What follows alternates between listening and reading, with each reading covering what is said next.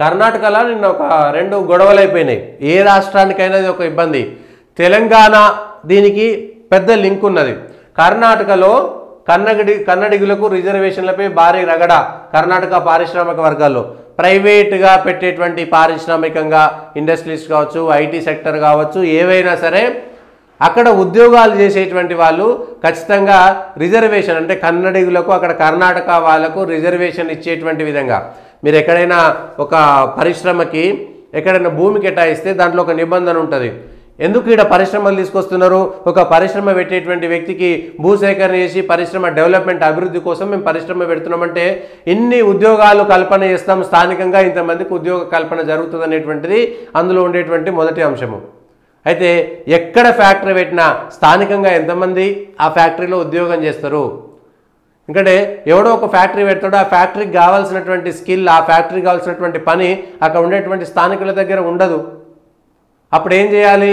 ఆ company పెట్టేసినటువంటి factory ఏదైతే ఉందో దాన్ని వదిలిపెట్టి పోలేరు కదా. సో ఆ పని వచ్చినటువంటి వాళ్ళని ఎక్కడి వాళ్ళనైనా తీసుకోవాల్సినటువంటి పరిస్థితి.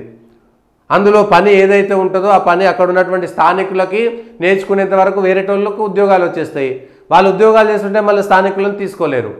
ఇగో ఈ కాంట్రడిక్షన్ ఎప్పుడైనా ఉంటుంది. పరిశ్రమలు పెట్టాలంటే పరిశ్రమలకు రాయితీలు, భూములు వాళ్ళకి అన్నీ కేటాయిస్తారు. కేటాయించిన తర్వాత స్థానికులకు ఉద్యోగాలు ఇస్తామనేటువంటి మాట వస్తుంది, స్థానికులకు ఉద్యోగ కల్పన జరుగుతున్నటువంటి మాట వస్తుంది. ఇది దేశవ్యాప్తంగా ఒక చర్చ అవుతుంది. అయితే దేశంలో ఎక్కడైనా స్వేచ్ఛగా పనిచేసుకోవచ్చు కదా అంటే స్థానికులు భూములు కోల్పోతారు. ఆ భూములు కోల్పోయినటువంటి వాళ్ళ పరిస్థితి ఏంటి? అక్కడ రోజు ఆ ఫ్యాక్టరీల ద్వారా వచ్చేటువంటి పొగకో, ఆ ఫ్యాక్టరీల ద్వారా వచ్చేటువంటి నష్టానికో, ఇబ్బందులకో స్థానికులు కదా అవస్థలు పడేది. మరి వాళ్ళకు కూడా వేయాలి కదా అంటే వాళ్ళు మాత్రమే ఉండగలుగుతారా? వాళ్ళకే ఉద్యోగాలు వస్తాయా? ఇది దేశంలో ఎక్కడా సాధ్యం కాదు. అయితే నిన్న కర్ణాటకలో ఒక చట్టం తీసుకురావాలనేటువంటి ప్రయత్నం చేశారు. తీవ్రమైనటువంటి వ్యతిరేకత వచ్చింది. కేవలం కర్ణాటక వాసులకు రిజర్వేషన్ ఇస్తే ఏ కంపెనీ నడవదు, మాకు కావాల్సినటువంటి వాళ్ళు స్థానికంగా మాత్రమే తీసుకోవాలంటే ఆటోమేటిక్గా ఆడ 10,000 రూపాయలు జీతం ఇవ్వాలనుకున్నారనుకోండి, మమ్మల్ని మాత్రమే తీసుకోవాలని ఉంది కాబట్టి మేము 15,000 ఇస్తేనే వస్తామనేటువంటి ఒక డిమాండ్ మొదలవుతుంది. అప్పుడు ఫ్యాక్టరీ మీద ఆర్థిక భారం మొదలవుతుంది. ఒకదాని మీద ఒకటి. అట్లా అని ఎవరినైనా తీసుకోవచ్చు అంటే 10,000 ఇచ్చేటువంటి జీతం దగ్గర 8,000 ఇస్తారు. కేవలం కంపెనీలు, ఫ్యాక్టరీలు మాత్రమే కాదు, ఉపాధి కల్పన దేశంలో ప్రభుత్వ ఉద్యోగాలు ఎన్ని ఇవ్వలేరు, ఎవ్వరూ ఇవ్వలేరు. ఉద్యోగ కల్పన జరగాలి. ఎక్కడి నుంచి ఎక్కడికైనా పోయేటువంటి స్వేచ్ఛ ఉంటుంది. కానీ స్థానికంగా ఉండేటువంటి వాళ్ళకు మొదటి ప్రయారిటీ ఇచ్చేటువంటి విధంగా, కొంత ప్రాధాన్యత పూర్వకంగా వాళ్ళకు ఉద్యోగాలు వచ్చేటువంటి విధంగా, అవతల వాడికి బయట వాడికి 100 మార్కులు వచ్చి ఉండొచ్చు, స్థానికంగా ఉండేటువంటి వాళ్ళకి 80 మార్కులు వచ్చి ఉండొచ్చు. కానీ కొంత స్థానికత ఇక్కడ అవసరాల దృష్ట్యా 80 మార్కులు ఉన్న వాళ్ళకి కూడా అవకాశాలు ఇస్తే కొంత వ్యతిరేకత పోయేటువంటి అవకాశం మాత్రం కనబడుతుంది. కర్ణాటకలో ఇప్పుడు బెంగళూరు ఐటీ సెక్టర్ నుంచి పక్కకు పోయారనుకోండి, బెంగళూరు మొత్తం ఖరాబ్ అయిపోతుంది. ఆ వ్యతిరేకత రావడంతో సిద్ధరామయ్య సర్కారు పక్కకు పోయింది. దానికి సంబంధించినటువంటి అంశంలో రిజర్వేషన్లు ఇవ్వడం అనేటువంటిది ప్రైవేట్ రంగంలో ఇప్పుడు ఎస్సీ ఎస్టీ బీసీ రిజర్వేషన్లు ఇవ్వడం కూడా కొంతమేరకు ఇట్లాంటి పరిస్థితులు వస్తాయి. వాళ్ళు ఇవ్వలేరు. వాళ్ళకు కావాల్సినటువంటి అవసరాలు వేరే రకంగా ఉంటాయి. కానీ రిజర్వేషన్ల పేరు మీద ఎవరికైతే స్కిల్ ఉంటుందో ఆ స్కిల్ ఉన్నా లేకపోయినా ఇవ్వాల్సి వస్తుందా రాదా అనేటువంటి దానిపైన పెద్ద ఎత్తున మళ్ళా సమస్యలు వస్తాయి. ఆ సమస్యలను కూడా పట్టించుకోవాల్సినటువంటి పరిస్థితి ఉంటుంది. మరి ఎవరు దాన్ని చేస్తారనేటువంటిది తెలియదు. దీనికి సంబంధించినటువంటి అంశంలోనే మహారాష్ట్రలో కూడా గతంలో జరిగింది. తెలంగాణ ప్రత్యేక రాష్ట్ర ఉద్యమం కూడా నీళ్లు నిధులు నియామకాలు అనేటువంటి జరిగింది కదా. తెలంగాణ ఉద్యమం జరుగుతుంటే తెలంగాణలో ఉన్నటువంటి మిగిలిన ప్రాంతాలవంతా వెళ్ళిపోతారు, మస్తు ఉద్యోగాలు వస్తాయి, లక్షల కొద్ది ఉద్యోగాలు ఇక్కడ వెంటనే 10 చదివిన వాళ్ళకు అందరికీ ఉద్యోగాలు వస్తాయనేటువంటి ఒక భ్రమలు కల్పించినటువంటి పరిస్థితి లేకుండా.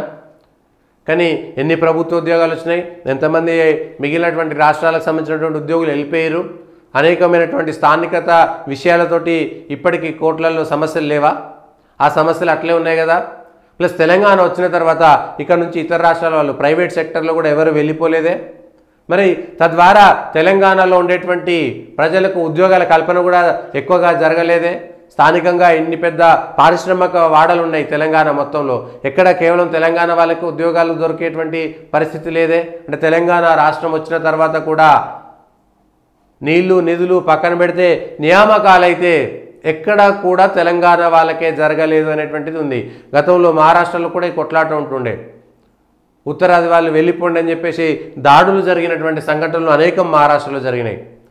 ఏదైనా కంపెనీలు ఉంటే ఆ కంపెనీల్లో పూర్తి స్థాయిగా స్థానికంగా ఉండేటువంటి వాళ్ళను బెదిరించేసి పక్క వాళ్ళే వస్తున్నారనేటువంటి గొడవలు అనేకం మహారాష్ట్రలో జరిగినాయి. బాంబేలో అనేకం జరిగినాయి. పెద్ద పారిశ్రామికంగా బాంబే అనేటువంటిది ఆర్థిక రాజధాని కాబట్టి దేశంలో అందరూ అక్కడికి రావడము, బాంబే పెరిగిపోవడం విపరీతంగా.